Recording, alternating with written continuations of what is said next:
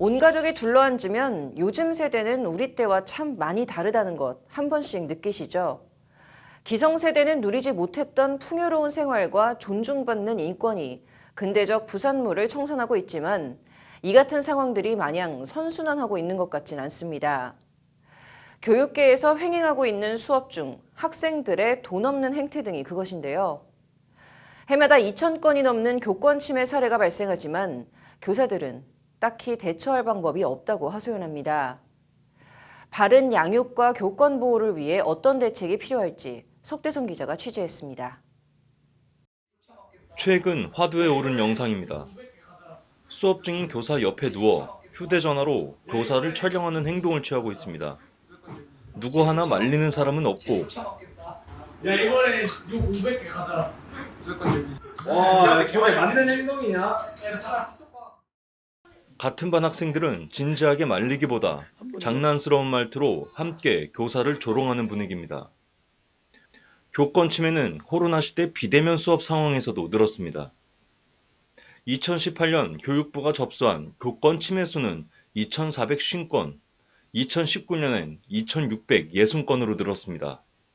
비대면 수업을 본격 도입한 2020년 1,190건으로 대폭 줄었지만 지난해 집계를 보면 2,200건을 넘겼습니다.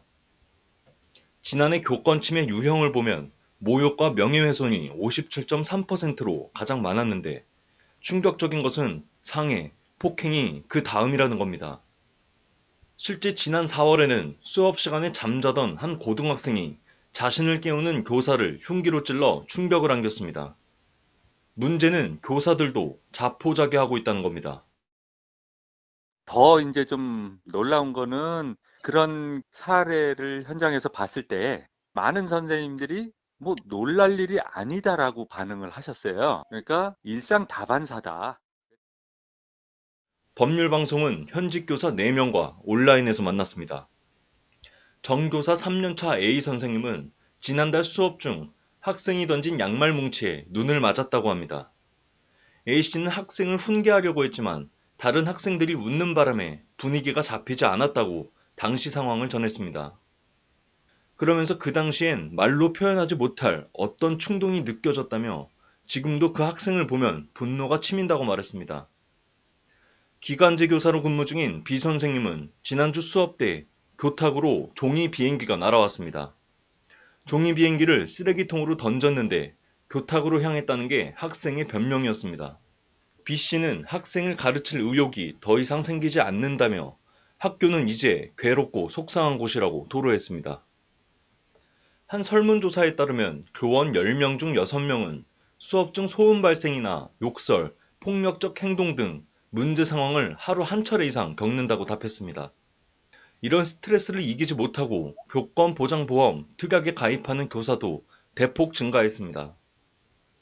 교권침해 특약 누적 가입자는 2019년 1,599명에서 올해 6,833명으로 4배나 늘었습니다.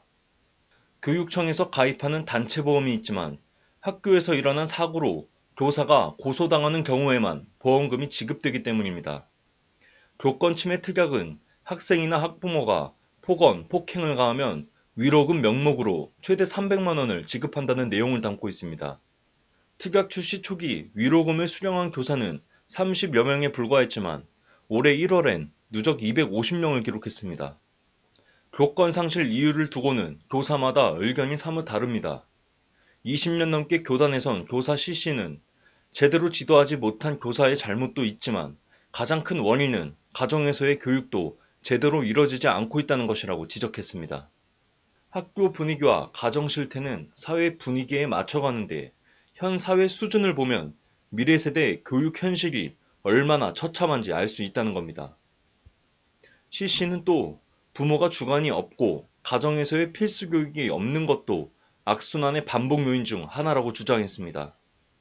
2년차 D 선생님은 학교에선 학부모가 겁나 덮으려고 하고 교사는 다음 계약 때문에라도 학교 입맛대로 맞춰야 하는 게 현실이라며 초등학생도 교사는 아무 힘이 없다는 걸 안다고 말했습니다.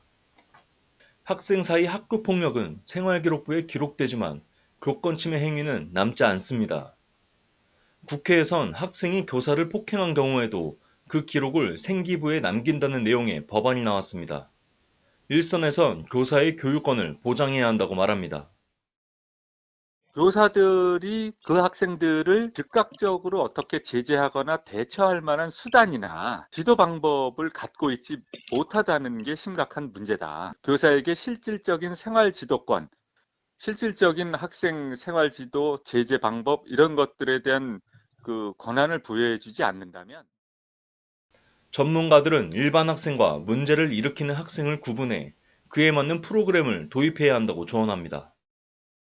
심지어 폭탄 돌리기라고 하더라고요. 우리 학교에서 도저히 안 되겠으면 강제 전학생으로 하면 인근에 있는 다른 학교로 가게 되고, 그 학교에서는 이 학생이 오면 초긴장 상태인데 새로운 학교에서는 이 학생들을 받아서 적응할 수 있도록 특별 프로그램을 운영해 줘야 하는데 지금 현행 절차상 그런 게 없습니다. 문제 학생을 학교 차원에서 조치할 수 있도록 절차와 조직도 마련해야 한다는 의견입니다. 아이들이 그러한 문제를 극복하고 다시 정상적으로 수업에 임할 수 있도록 도와주는 게 궁극적인 목적이 되어야 하겠거든요. 처벌 위주로 가게 되면 결국은 계속 이 학교 저 학교 전전하다가 이 아이는 모든 국가의 기초는 그 나라 젊은이 교육에 있다. 기본 예절을 상실한 학생, 인간미가 사라진 교실. 국가를 이끌 미래 세대 교육에 먹구름이 드리운 가운데 학교의 꽃, 수업에 다시 생기를 불어넣을 대안마경이 절실해 보입니다. 법률방송 석대성입니다.